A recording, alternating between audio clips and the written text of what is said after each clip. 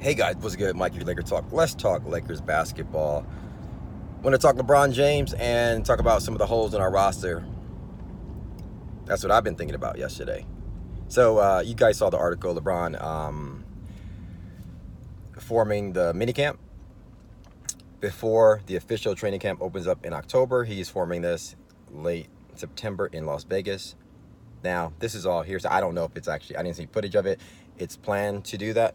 He's planning to do that. So I could be speaking out of my butt, just like it might not even happen. But this is the LeBron that I want to see, because it takes me back to the LeBron when he was forming that family bond with J.R. Smith, Tristan Thompson, Kevin Love, Iman Shumpert, when they were kind of forming and trying to get to the championship back in Cleveland. Whereas I think last year, LeBron kind of took a back seat. Initially, purposely, and I'll tell you why. LeBron James took a back seat early coming into our squad. He didn't have a press conference. He didn't really he didn't come out and say here I am, I'm taking over, whatever. He was kind of testing the waters, in my opinion. And I'll tell you why. If you go back to LeBron James joining the Lakers, Laker Nation, me, you, and everybody else, we were so high on what Brandon Ingram could become, right? And Lonzo. We were obviously thinking those guys are going to be the future of the Lakers, and how are they going to fit in with LeBron? We weren't thinking they're going to be out the door. So when LeBron comes in, you even had Magic saying Brandon Ingram is untouchable, or somebody saying Brandon Ingram was untouchable. We know that LeBron was coming in and liked Lonzo's game, and he kind of took a back seat. And you saw that early in the season where he wasn't really dominant and wasn't really taking over, which I complained a lot about that. But long story short, LeBron got it together right before Christmas. He started to turn it up and started to indirectly lead the team with his play. He gets hurt, Lonzo gets hurt, Brandon gets hurt. We didn't really gel throughout the season. Make a long story short, in my opinion, LeBron only really achieved 10% of what he's capable of. A lot of people look at his numbers. I don't look at LeBron's great numbers. I think that's great. That means he still has it. But even LeBron knows this is a comeback season. That's why he talks about the comeback season. He doesn't think he had a great season. We just look at the numbers in 28, 8-8 or whatever. It's wow, that's impossible. How does he do that at year 16 or whatever? But the dude's still good, still great. So I love that part about that. He can still put up those numbers, but he has to lead in other ways. And now, forming the minicamp, this is the LeBron I want. When you look at our squad, you look at our roster, it's put on a platter for him to lead. Now that Lonzo's gone, Brandon Ingram's gone, Laker Nation, we're looking at the world or we're looking at our squad LeBron, take us, lead us, bruh. This is your chance, because now AD comes in, who's AD is better than BI and Lonzo combined possibly. He still looks at LeBron like a big brother. No ego there. Bro, I'm with you. You my big bro. I'm on Clutch. That's why I joined Clutch Sports, and I want you to lead us. And I just saw an article, a little quick excerpt. Troy Daniels was it was easy joining the Lakers because of LeBron James. Danny Green was it was easy joining the Lakers because of LeBron James. Kuzma looks up to LeBron James. Jared Dudley, props to LeBron James. KCP is on Clutch.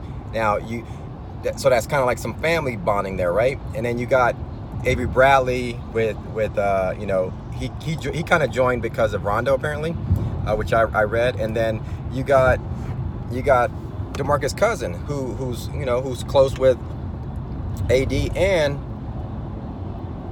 also DeMarcus Cousins is close with Quinn Cook.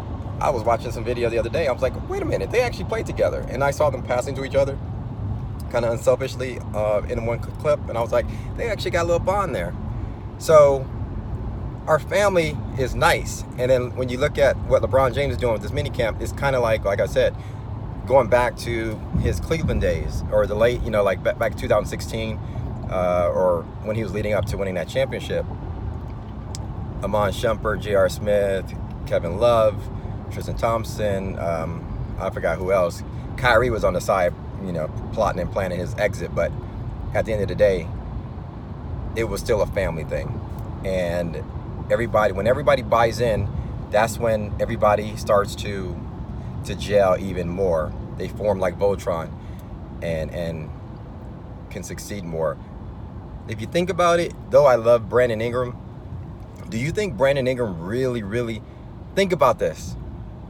As much as I love Brandon Ingram, do you think Brandon Ingram really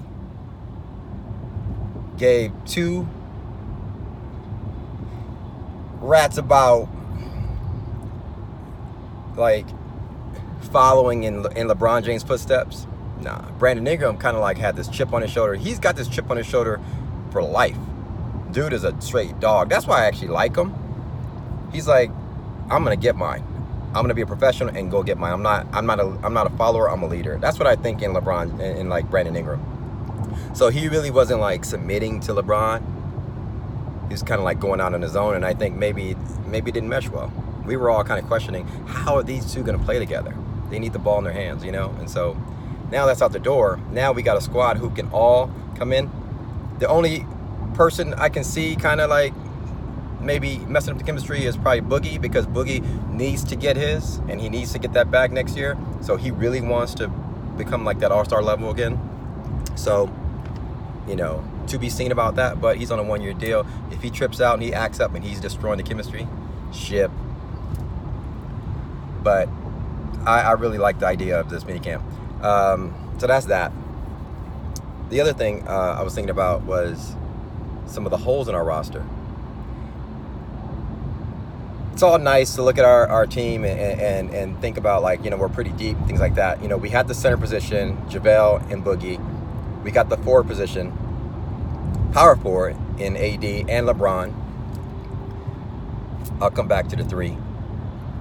We got the 2 in KCP and Avery Bradley. We got the 1. Too many ones. Point guards. Rondo, Quinn Cook, Troy Daniels. Is Troy Daniels a 1 or is it 2? I don't know. He's small, but. And then Alex Caruso.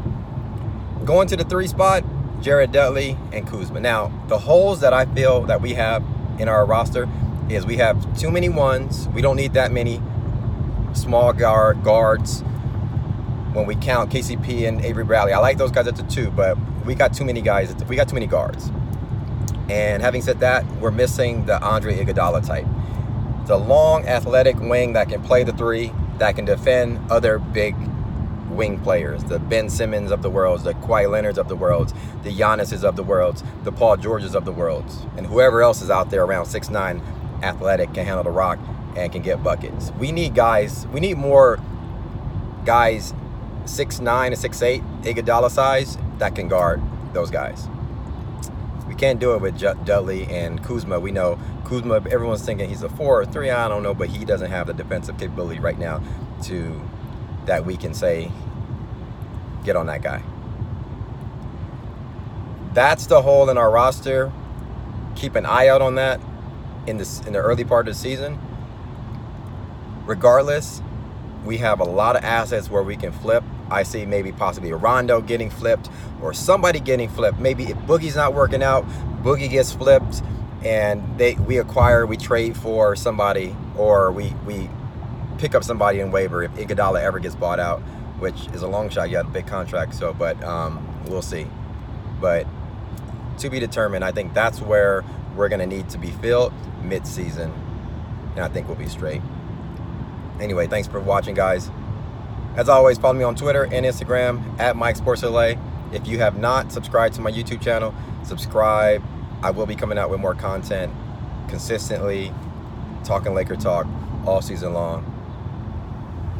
Laker talk, gang. We'll talk. Peace.